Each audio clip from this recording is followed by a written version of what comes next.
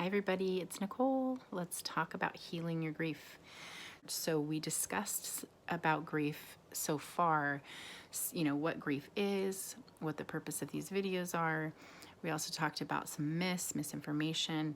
What I want to discuss now is a little bit about how our brains work and why we process things the way that we do. This is very crucial when it comes to grief because there's a lot of subconscious beliefs. We call it the BS system, our belief system that is created way before we even really know how to brush our teeth.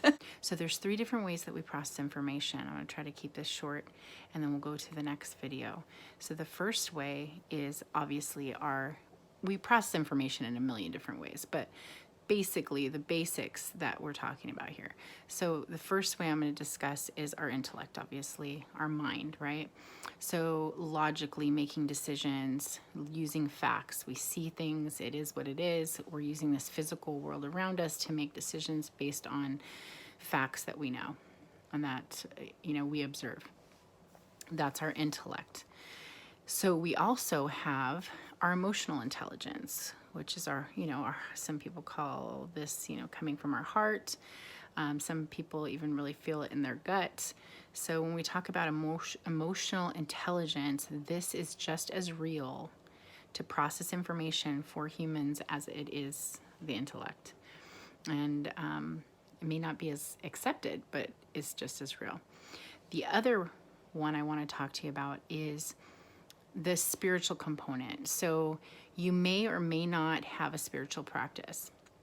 If you do not have a spiritual practice, call it intuition. You might call it God. I do.